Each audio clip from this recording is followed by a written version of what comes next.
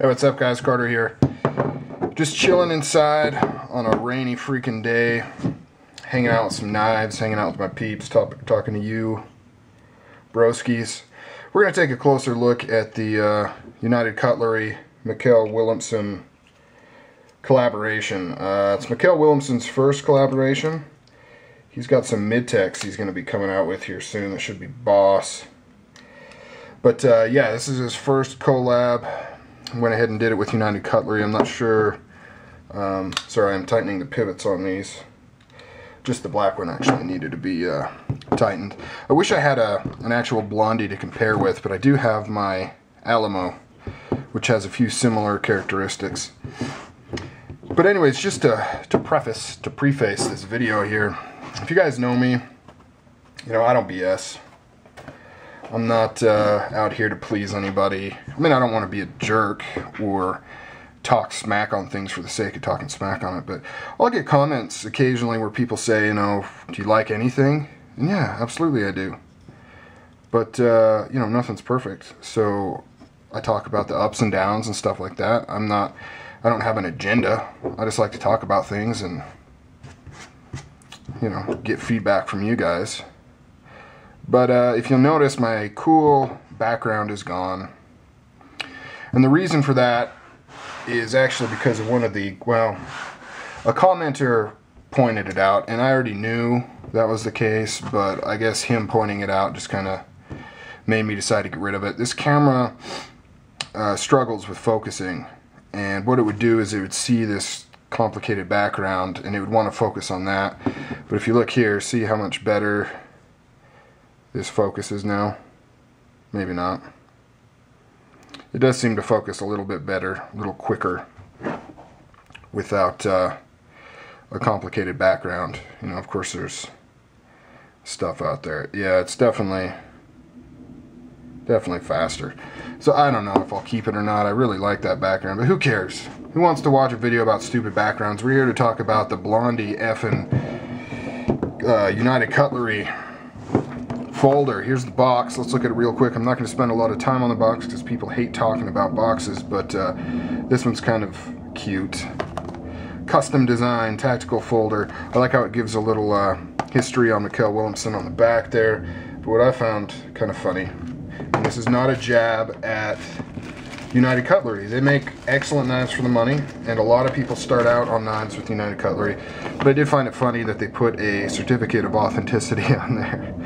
I could be wrong, but I don't believe anybody's making fakes of United Cutlery knives, considering I think these are actually made in the factory that's making the fakes. So these are made in China, as you would expect at this price range. However, I will say that you get way more than I would expect at this price range. I would easily pay 60 bucks for a knife like this. Easily. Man, maybe not this one. This one's got some problems. It's kind of ugly. I did mention previously one of these, or I don't know, I'm putting one of these up in a contest, and originally I was going to do my other satin, but I guess, you know, if somebody wants the black bladed one instead, they can pick that. But whatever's left, I'm going to keep one just to have, and then the other one I may do some tests on or something, I don't know. But let's take a look at what we get here.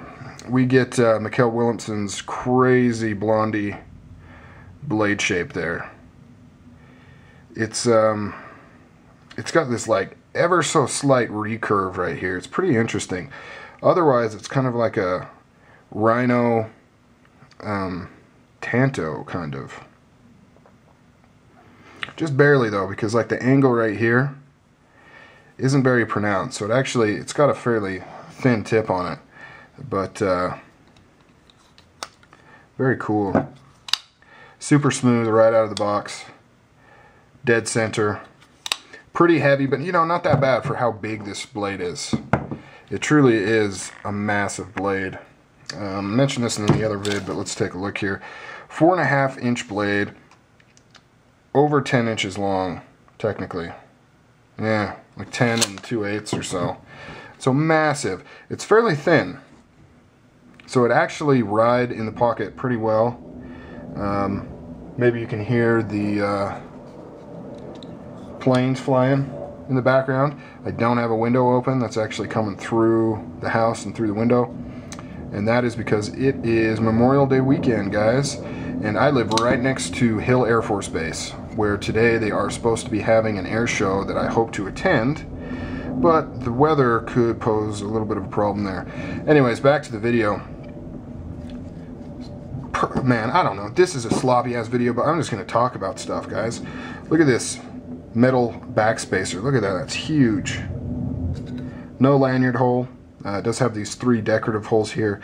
I don't care about the lanyard hole. I don't use a lanyard. I always wanted to, just so I could have cool lanyard beads, but they just annoy me. Great pocket clip retention. Good pocket clip shape. Not, you've heard me mention before, I'm not a big fan of having edges on there. These aren't too bad though. Frame lock, decently thick lock bar. This is stainless steel, so you're going to get some good wear going on because it's stainless steel against stainless steel as opposed to softer titanium against stainless steel.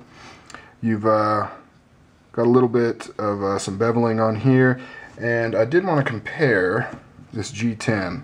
This is kind of his trademark G10 pattern. This one is actually a layered blue and black. This one's just straight black, but you can see where that pattern kind of comes from. And I'll tell you what, guys, $30 knife to get actual G10. Seems like it's pretty good quality too. It's got this nice peel ply texture on the flats, really hard cut right there. Super comfortable, guys. Super comfortable. Like really, like just melt in your hand comfortable. This is one of those knives where I really wish he was able to do a collaboration with somebody a little higher on the food chain. You know, I would love to pay for a $100, $150, $200 version of this knife. Absolutely. I would pay $250 if this was real titanium, you know, and it was made by like Zero Tolerance or something. Just killer. I love Mikell's designs. Look at that huge opening. Really, really nice. This actually rides on 2 really small, if we can see, 2 really small Teflon washers. Really thick, small Teflon washers. So that's pretty interesting. It does give you a little bit of flex when it's closed, but it's no BD. Rock solid, all directions. This thing is a tank.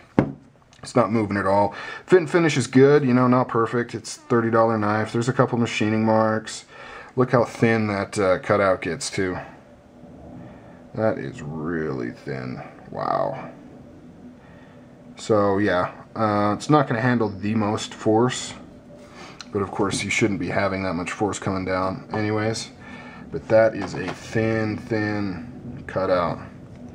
And one thing that's interesting, this is technically a liner lock, but if you look, the liner lock is actually about twice as thick as the frame lock is on this production Blondie.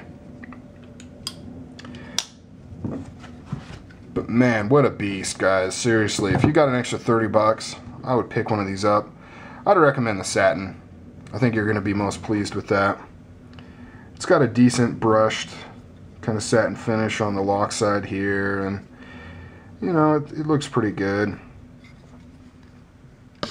The blade has a, I'm thinking that's bead blasted right here, which is something that Mikell does a lot.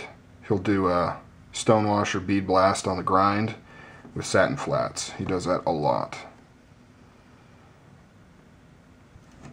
Very cool. We've got his Urban Tactical logo right here.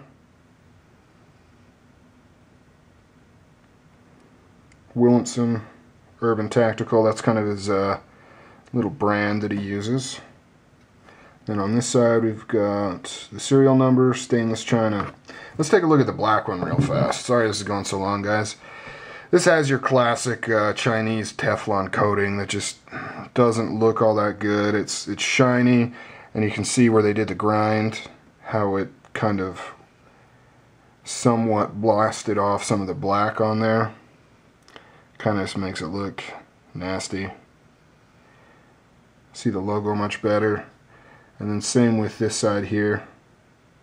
It doesn't look too bad. Now the camo version basically has this. Sorry guys, my camera shuts off after 10 minutes. So I'm not sure when exactly it shut off, but I was talking about how the camo version that I did have on pre-order has basically this kind of treatment on the blade, which would look pretty sick, I think. I'd definitely take that over the all black blade. But other than that, this is pretty much the same deal. Lockup on these. This one's fairly early. I really like that. This one, on the other hand, isn't quite as early. And you can push it. I just pushed on a little bit. Come on. Pushed on a little bit. Look how far over it went. So lockup could, you know, depending on the particular one you get, lockup could potentially be an issue further down the road after it breaks in. As well as overextension on these would be real easy. I can just, you know, just by playing with this one, I can feel it, you know, how easy it'd be to overextend this lock bar because it's really long. So just something to think about. But yeah, anyways, $30 well spent, I would say. Especially on the satin version, and especially if you could kind of hand pick one with nice early lockup and stuff. That would really make it excellent. Alright guys, take it easy, have a good Memorial Day weekend. I'm planning on putting up a, well geez, I don't know when this video is going up guys. I've got so many videos in my queue to put up, well a few, and I've already put up 2 today, and I don't like to flood you guys with a ton of videos. Plus, you know, I know you're less likely to watch them if I put up a whole bunch of videos in one day. So I'm not sure when this is going up, guys. Sorry. It may be after Memorial Day weekend, but if it isn't, I'm planning on doing, you know, a thank you memorial video. I was hoping to get some of the air show to go into it. So depending on how that works out. Check this out. This sucker, look at that. Look how smooth that is. This is on a bearing system. Rock solid, and yet it'll just fall. Alright guys, take it easy.